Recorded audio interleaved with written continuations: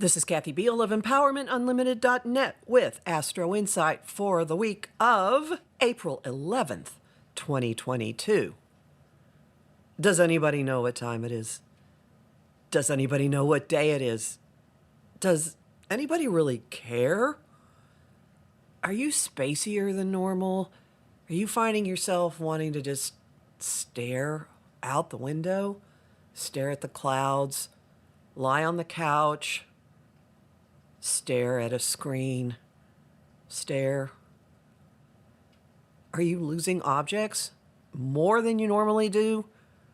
Your glasses, the glass you were just drinking out of, your keys.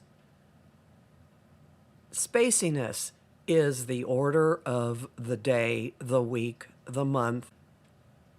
This week, the defining aspect of the year comes to a head, but it's so nuanced that it's unlikely any really big thing is going to hit you on the head or jump in front of you and go, "Hi, Jupiter and Neptune in Pisces here, spacing you out, zoning you out, anesthetizing you, perhaps."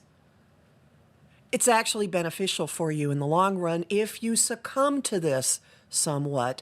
This is an excellent time to allow yourself to go fallow, to explore your dreams, to let your mind wander, to open yourself to intuition, to do something creative, to give yourself over to music or drawing or dance or something else ecstatic, to stare at the clouds, to stare at the sunset, to ask for guidance, to do little witchy rituals or spiritual rituals or pray. Jupiter and Neptune will not meet exactly in Pisces again in our lifetimes, although the influence of their meeting will be with us at least into May. And this month also, Venus being in Pisces is going to amplify that and soften our social dealings. And then also this week, Mars follows Venus into the Pisces pool and softens our actions, makes them more indirect, makes them more gentle, possibly less effective, possibly more spiritually guided, possibly more imaginatively guided, possibly just backhanded as can be. Downtime might be the best thing you could give yourself with this overload of Piscean influence.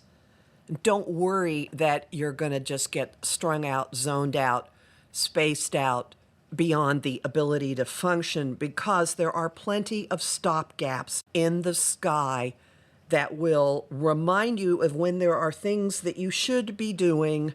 Should's a dangerous word. That will remind you when there are situations in your life that are asking for attention. That's a better way of putting it. There is a moment of personal stabilizing, finding your own grounding cord on the 12th when the Jupiter-Neptune conjunction is exact. The Sun makes an opportunity aspect or a sextile to Saturn, the planet of adulting, so you could have the opportunity, the situation to do something actually extremely responsible in the midst of all of this floatiness. As we get to the weekend, the full moon in Libra brings major purging and releasing, involving the age-old challenge of how are you yourself and in a relationship with other people. Libra is relationship central. The Sun and the Moon are forming a T-square to Pluto in Capricorn.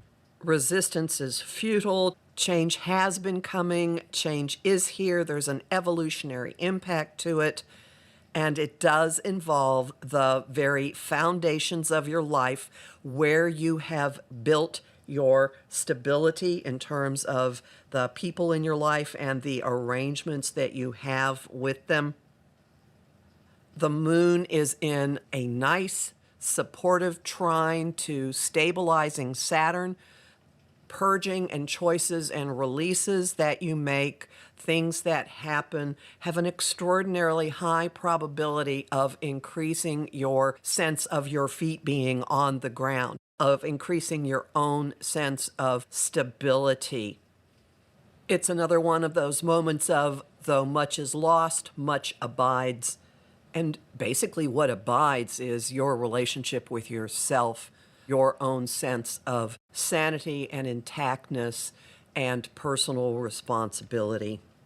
The weekend does bring opportunities to have communications involving people who are important to you, conversations with the ones who are abiding. It's also an opening for information that affects your own personal creativity, with Mercury in a sextile to Venus.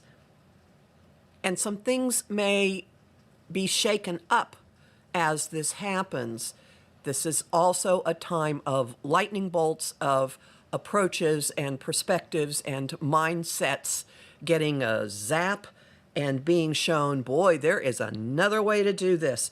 And we could all be hell-bent on unleashing change in our own lives with Mercury conjunct Uranus, exact on the 17th. These two planets are related.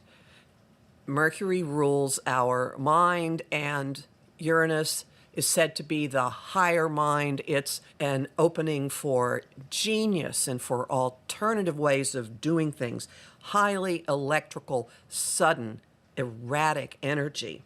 Uranus is like Mercury's crazy genius uncle, or I like to think of the two of them as Rick and Morty, which may be lost on a number of you, but those two pairing together, 2 generations, extreme chaos, and very unusual solutions and approaches and ideas, traveling through time, space, and dimensions while we're at it. Their meeting unleashes startling, surprising information. It shakes up thinking. It ultimately liberates. It's a zap of lightning through the fog, through the clouds, so intense, so targeted that it pierces the confusion and gets our attention. Gonna be a week unlike any other, I would venture to say. Homing thought of the week. Once again, lead me in the direction that's most beneficial and make the signals so strong I get them. The song of the week, Don't Stop Believing by Journey. And the image of the week is a prism sending light and colors from the third eye.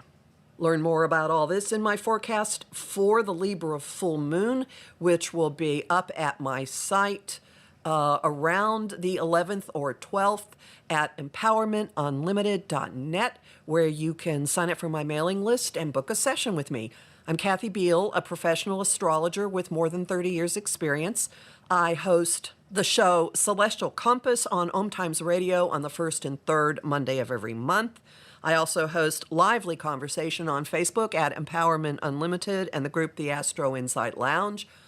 I have lots of bonus content at patreon.com/Kathy Biehl, and I'm really grateful to the people who support my work there.